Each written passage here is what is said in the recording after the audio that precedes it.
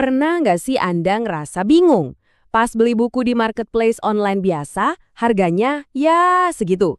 Tapi begitu cek di platform resmi sekolah, Siplah, loh kok harganya jadi lebih mahal? Nah, ini bukan salah lihat loh. Hari ini kita bakal bongkar tuntas kenapa bisa begitu. Nah, momen kaget pas lihat harga di SIPLA ini yang mau kita bedah bareng-bareng. Tenang, Anda nggak salah hitung kok. Dan ada penjelasan yang masuk akal banget di balik lonjakan harga itu. Yuk, kita mulai dari perbandingan harganya langsung biar kebayang. Coba deh lihat ini. Buku yang sama persis ya, tapi di marketplace harganya 100.000, di Siplah jadi 112.500. Selisih 12.500 rupiah. Lari kemana nih uang segitu? Jawabannya ternyata ada di beberapa lapisan biaya yang nggak kelihatan. Oke, kita anggap aja teka-teki harga ini kayak bawang ya, punya banyak lapisan. Yuk, kita kupas lapisan pertamanya dulu. Ini komponen yang paling gede dan ya, nggak bisa dihindari sama sekali oleh penjual di Siplah. Jadi, lapisan pertama itu adalah pajak dan administrasi. Jadi gini, setiap transaksi yang pakai dana pemerintah, kayak di Siplah ini, itu punya aturan main sendiri. Ini bukan soal penjualnya mau atau enggak, tapi ini kewajiban dari negara. Dan inilah angka kuncinya, 11%. Ya, setiap satu transaksi di Siplah itu wajib, hukumnya wajib, kena pajak pertambahan nilai atau PPN. Dan ini otomatis loh, langsung ngemper di atas harga asli bukunya. Biar lebih jelas, kita bedah hitungannya yuk. Misal harga dasar buku itu 100.000 ya, langsung deh ditambah PPN 11%, berarti tambah 11.000. Terus ada lagi PPh 22, tambah lagi 1.500. Jadi totalnya berapa? As kan? 112.500. Sekali lagi ya, ini bukan markup dari penjual, tapi komponen wajib dari pemerintah. Oke, selain pajak, ada juga biaya administrasi.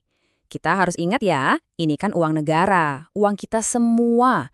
Jadi, setiap pembelian itu harus pakai faktur resmi yang bisa diaudit. Nggak bisa cuma pakai struk belanja biasa. Nah, proses bikin dokumen resmi kayak gini, ya tentu ada biayanya. Dan itu juga masuk ke harga akhir bukunya. Tapi tunggu dulu. Kenaikan harga ini ternyata bukan cuma soal pajak loh. Masih ada lapisan kedua, biaya operasional. Nah, ini biaya nyata, biaya real yang harus ditanggung penjual bahkan sebelum bukunya sampai ke sekolah. Coba deh kita bayangin prosesnya. Biaya produksi buku aja, misalnya dari kertas impor, itu udah nggak murah. Terus, penjual di Siplah itu kan nggak bisa cuma layanin kota besar aja ya. Mereka harus siap kirim ke seluruh Indonesia, dari Sabang sampai Merauke. Termasuk ke daerah-daerah yang ongkos kirimnya, wow, bisa mahal banget. Nah, semua biaya ini ya mau nggak mau harus dihitung masuk ke dalam harga jual. Nah, sekarang kita sampai di lapisan ketiga dan menurut saya ini yang paling penting. Harga yang lebih tinggi itu sebetulnya bisa kita sebut sebagai premi jaminan. Jadi, Anda itu membayar lebih untuk sebuah kepastian, sesuatu yang nggak akan Anda dapatkan di pasar bebas. Coba kita lihat perbedaannya. Kontras banget loh. Di SIPLA, bukunya itu dijamin asli, 100% legal, dan sudah lolos seleksi pemerintah. Transaksinya juga resmi, pakai faktur. Sekarang bandingkan dengan marketplace biasa. Ada resiko buku bajakan kan? Legalitasnya juga kadang nggak jelas. Dan bukti transaksinya ya cuma struk biasa. Ini bedanya antara kepastian dan untung-untungan. Jadi kalau kita kumpulin semua lapisan yang sudah kita kupas tadi, mulai dari pajak, biaya operasional, sampai jaminan, semuanya itu mengerucut pada satu kata kunci, akuntabilitas. Inilah sebetulnya alasan utama kenapa sistem Siplah ini dibuat.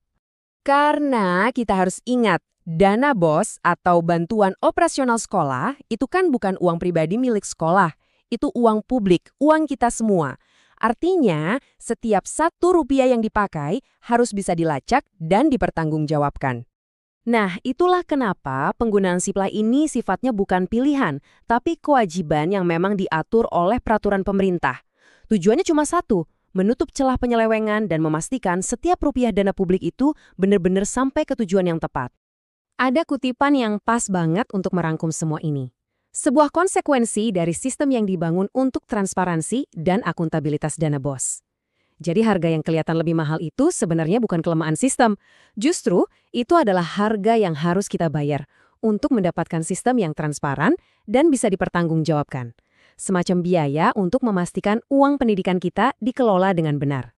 Jadi, pada akhirnya pertanyaannya jadi bergeser ya, bukan lagi sekedar kenapa harganya lebih mahal, tapi lebih ke berapa sih harga yang pantas kita bayar untuk sebuah kepercayaan. Kepercayaan bahwa uang pajak kita semua dipakai dengan benar untuk pendidikan yang berkualitas dan bisa dipertanggungjawabkan. Nah, ini jadi pemikiran menarik kan? Terima kasih banyak sudah menyimak pembahasan kita kali ini.